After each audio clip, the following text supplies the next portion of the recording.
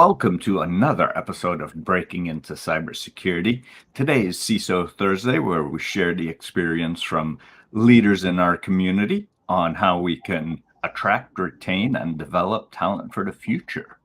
Today, our guest is Dr. Joseph Burt-Miller. He's joining us from from CISA. Dr. Joseph, you want to give us a little background about yourself and introduce yourself to our audience?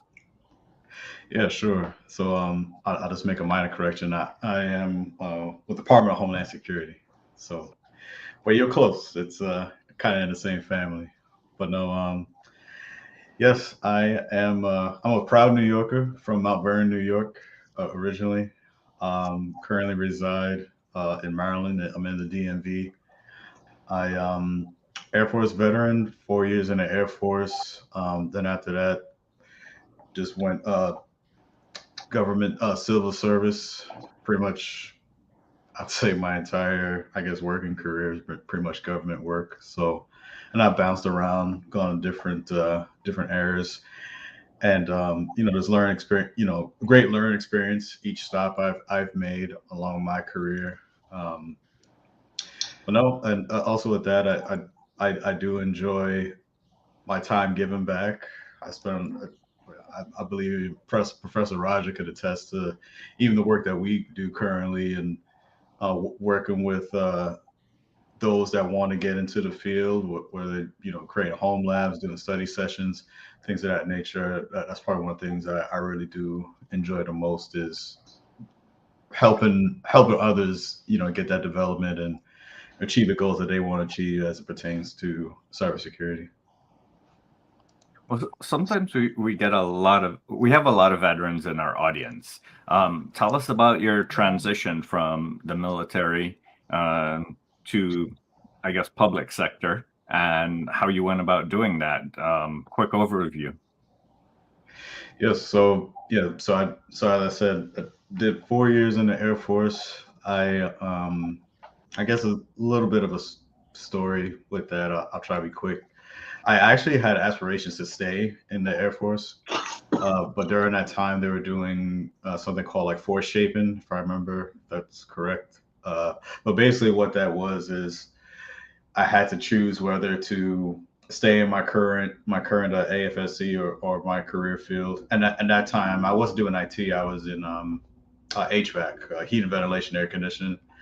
Um, so I was doing that in the Air Force. So I had to choose whether to stay to go to a different career field or to honorable discharge.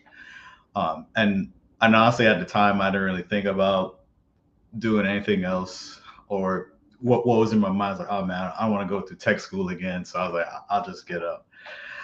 Um, yeah. So after that, my first government civilian job was working at the Department of Veterans Affairs in East Orange, New Jersey. Still doing HVAC at that time. Uh, I spent at least about six and a half years there, and maybe at least 4 or 5 years in, I was studying for my bachelor's um, in computer information systems with St. Leo University. And so as I was studying, I noticed there were positions that were open that were being offered. So I was applying as far as for IT positions that were or IT position offerings. So I was applying, and I will tell you, I did not. It was a struggle because I did not get it on my first try. I almost, to be honest with you, I almost gave up because I received a lot of rejections. I didn't break through until probably like my eighth or ninth try. Um, and and once I did break through, it was that much more rewarding because I knew it wasn't easy. I had a great supervisor. He So yeah, he was my first IT supervisor, and he gave me a lot of leeway. He gave me a lot of room to grow, to learn. Um, he allowed me to experiment with stuff. I don't think a lot of people would, or maybe a lot of supervisors would have the patience to do. And I'm very grateful for that because that helped me in my development. He gave me a lot of great advice. Always told me to, work on my certifications. Um, he uh, he has such an impact, so significant in my career that even to this day, and I still keep up with him. He's retired now. I think he's in Florida, but no, I still keep up with him. Every step I've made along my career, I let him know. I'll give him updates and let him know how I'm doing, because and that really taught me how valuable a great leader is, how much of an impact a supervisor can have in your life. And I think that's the true meaning of, to me, what a supervisor is supposed to do. It's not so much to say that they're your boss. Um, yes, you do respect that authority, but at the same time, I believe a great supervisor, in my view, is one that could teach and lead and genuinely wants to see your development and to see you grow and not try to hold you back. I've had experiences uh, where I've had supervisors that they don't want you to go anywhere or try to keep you down because it's making them look good. Um, that's not great either, because that's stunting your growth. Um, so no, yeah, I definitely learned a lot from him, and I kept that in mind as I moved on, and as every stop that I've made. From there, I went on to um, where did I go? I went the VA in Omaha, Nebraska. And from there, I stopped at the Offutt Air Force Base, out there in Omaha.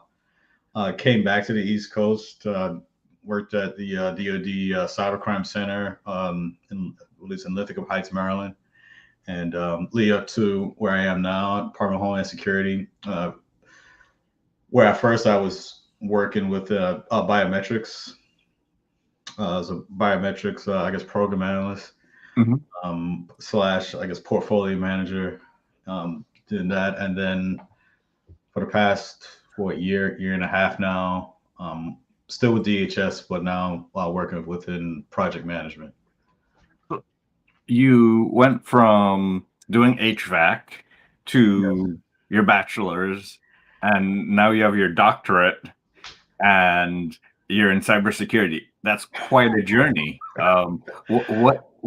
First, what got you from HVAC to tech and cyber?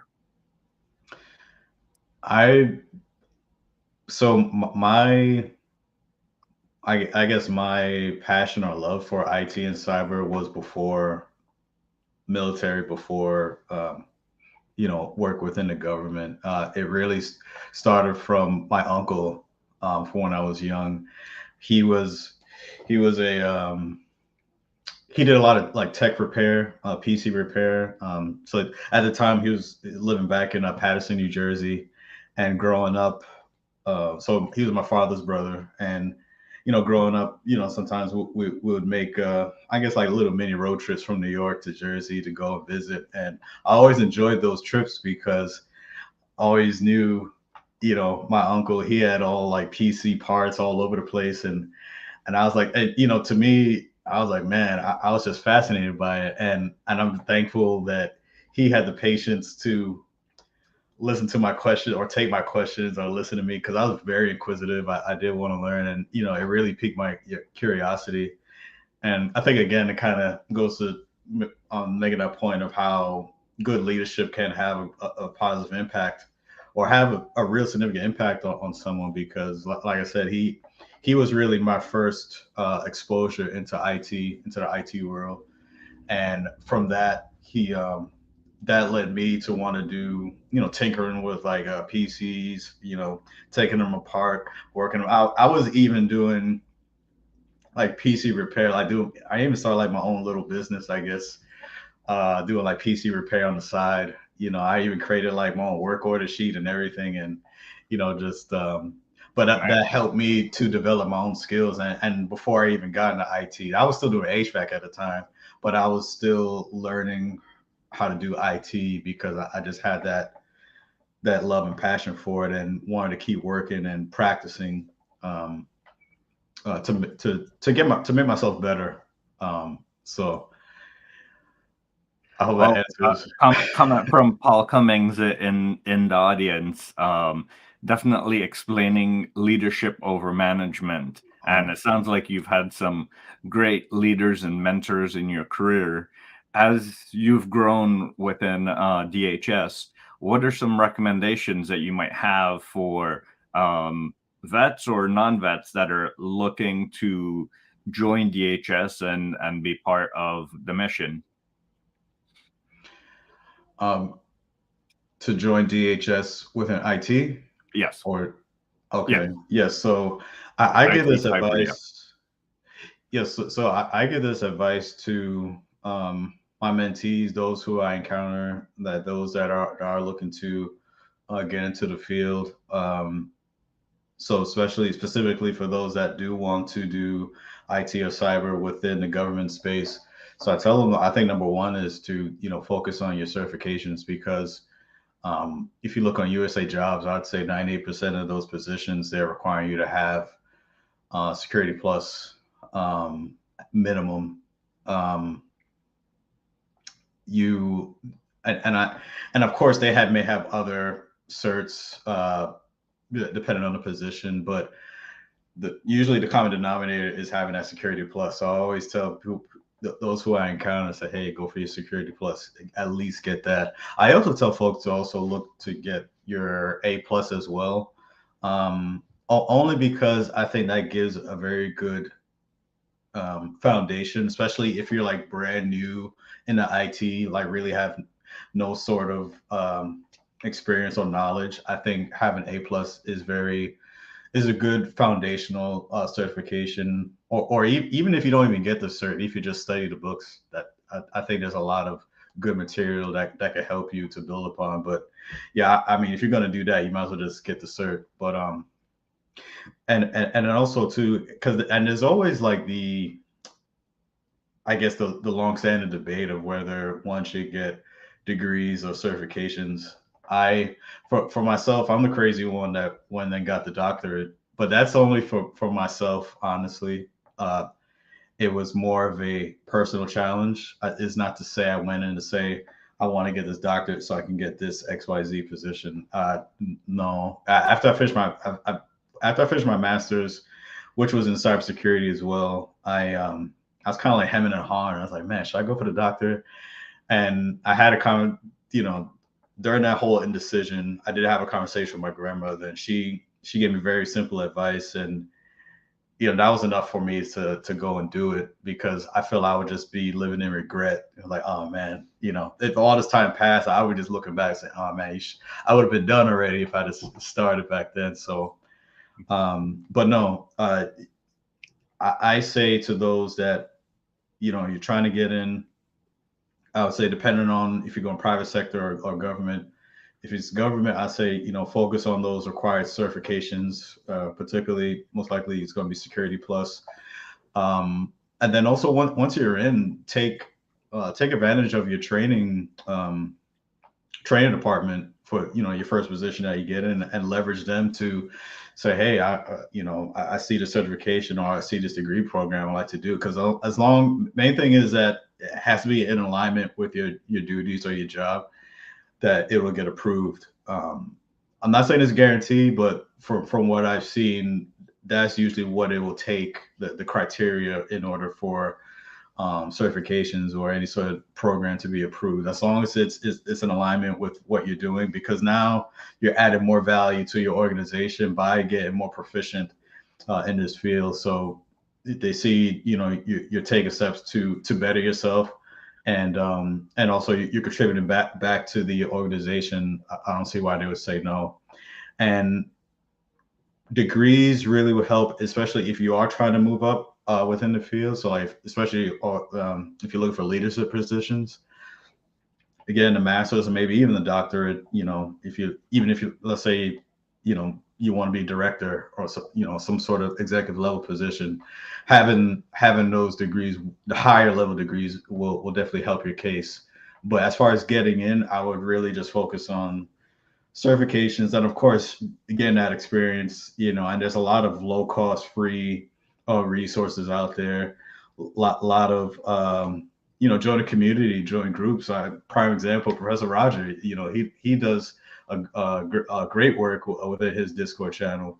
His offerings and the time that he puts in, doing Linux classes, Security Plus classes. So I always, refer to the people that help me, and great people, like I said, like Professor Roger, who's doing great work within the community. Wow, that's great.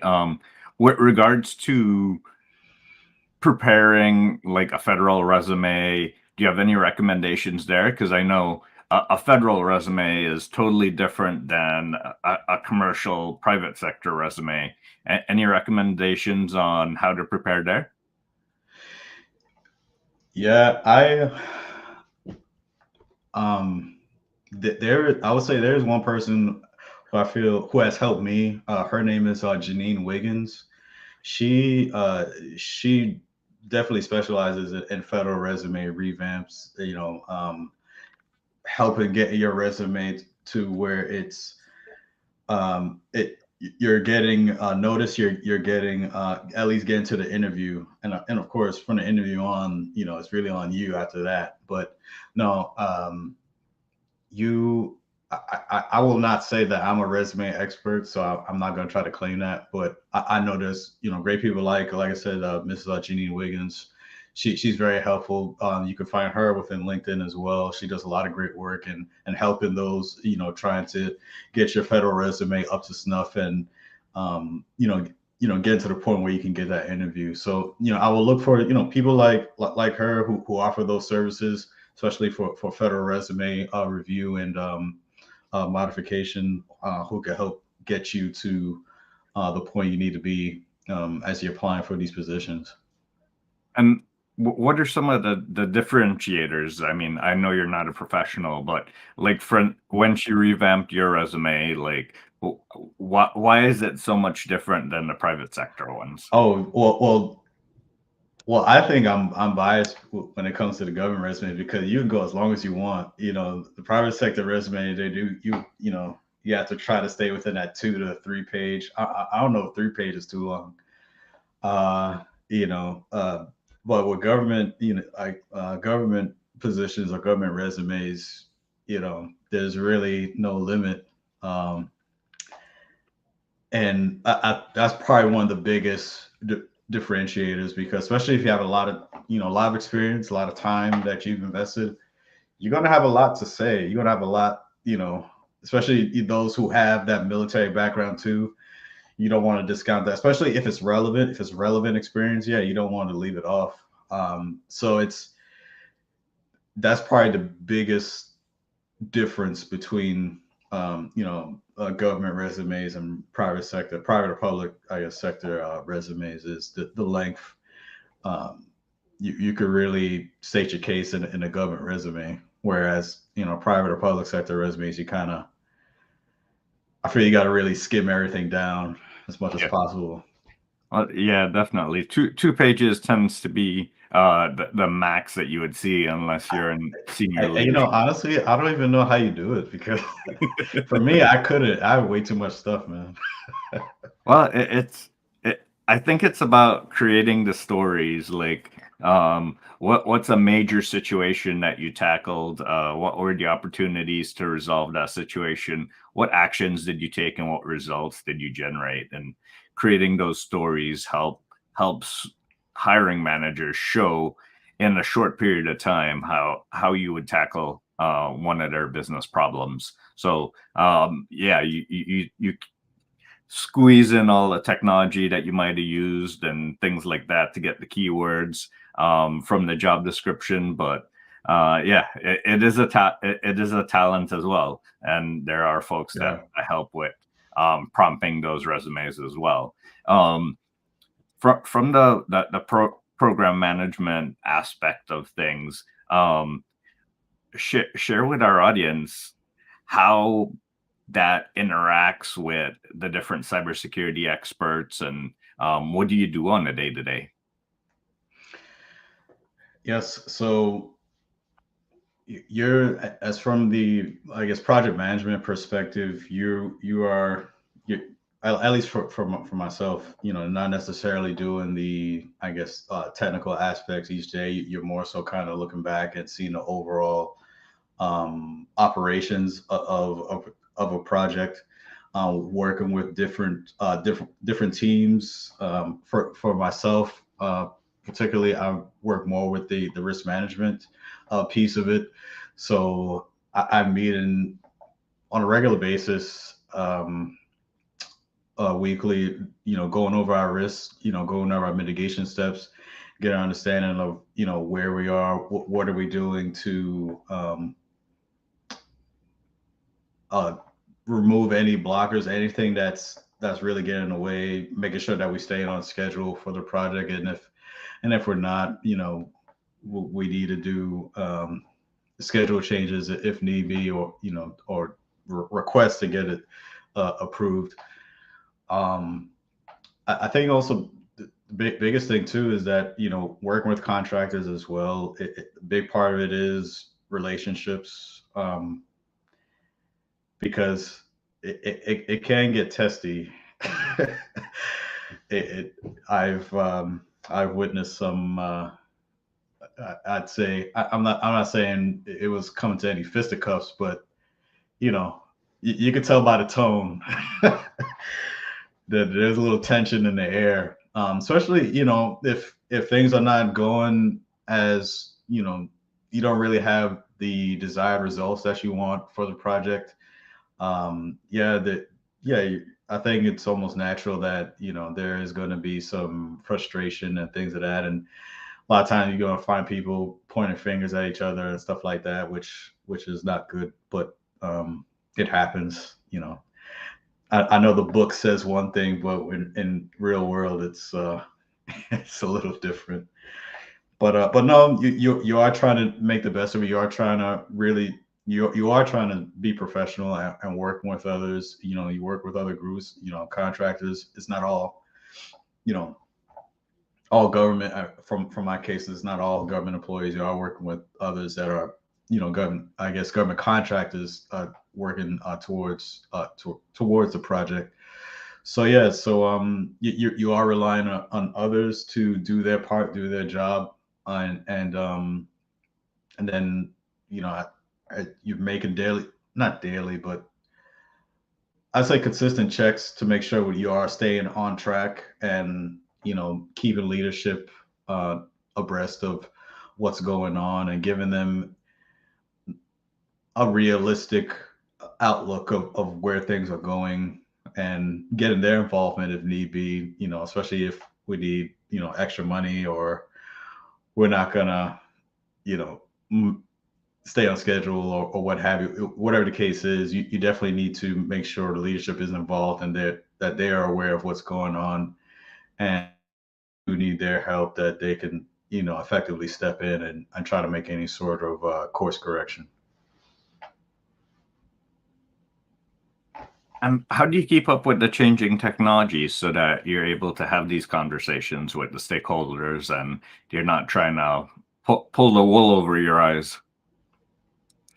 So, yeah, we do, at least for us, we use Microsoft Teams a lot. You have to use like those type of technologies like that.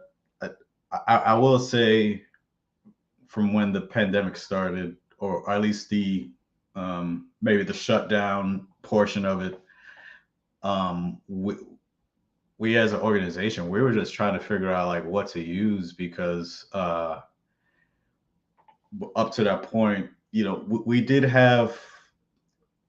were allowing people to work not remotely, telework, maybe like once or twice a week or something like that. But now when the pandemic hit, everyone was working from home, and it was a big adjustment. Everyone that, whether they were, against remote work or whatnot, hey, this is what we're dealing now, because everyone has to work from home. So it kind of accelerated programs, or accelerated ideals, as far as get into where that we could work functionally. so so during that process, there was a bit of trying times where we were using different software to figure out what worked best. We used WebEx. We used I don't know. There's a couple of other ones I can't quite remember now, but we finally landed on Microsoft Teams and kind of making those enhancements. There's a lot of software updates we had to make, ensuring that the servers were stable enough for everyone to be working from home on VPN. So that that was a big change because we didn't have like the whole entire workforce working from home at one time. Um, and and honestly, that was always something I really was. I was always a proponent of remote work even before the shutdown happened. And this is kind of going back to my HVAC days because what I guess one of the things that I was accustomed to, especially when I was working at the VA, we would have shutdowns where we would shut the hospital down and run on the generator for at least about a couple hours and just as a test to see how, doing like stress tests to see how the hospital, making sure that the hospital could still run in the event of a real world event if it goes down. And I always felt that we didn't have our stress tests to say like to have everyone kind of work from home, really try to stress out our servers, our resources, and to really have an accurate idea of where we are and what we need to do to improve. So we had to do that on the fly once the shutdown started. But I feel I feel we should have taken advantage of it before, like I said, the shutdown happened. But and again, it kind of goes back to those difference of ideals, where the leadership didn't want or didn't really think much of remote work or didn't like it, but then it's you get kind of caught. I don't want to say your pants down. I don't think that's the right term, but No, I hear you had to you. learn. You had to learn very fast. Yeah. Maybe faster than anticipated because now you're forced to do it as opposed to when you had the time or the luxury time to do it. Didn't take advantage of it, so now you have to. So it's a bit different, but things are fairly stable now, and it wasn't all that great at first. I'll admit. Nice, nice. Well, we have a question from the audience. For transitioning vets, you nailed it. PM work. Would you suggest that they try to get their Sigma 6 program, or do you have better recommendations for the PMP program? What would you recommend for them to buff up their PM work? I honestly, so I haven't done the Six Sigma myself. I don't see anything wrong with that though, honestly. But definitely getting into the PM world if that's what you want to do. Yeah, definitely get into the PMP. I've noticed a lot of folks, getting the PMP also with their I think it's the CSM, the Scrum Master, or Yeah.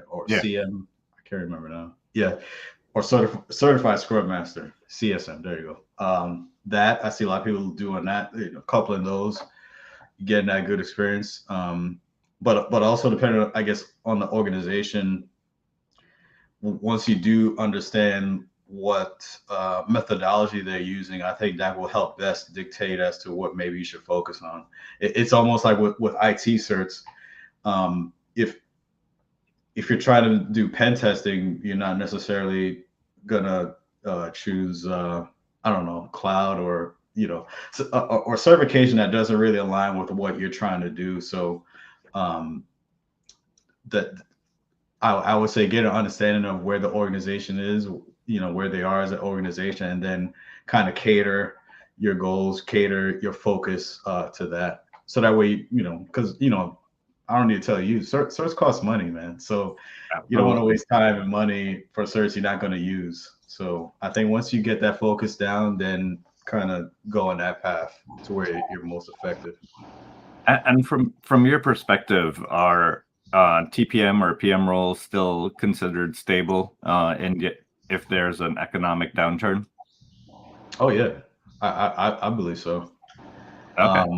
Yeah, project management, cyber, IT, you still need them. Okay. Perfect. Well, we're approaching the end of our session today.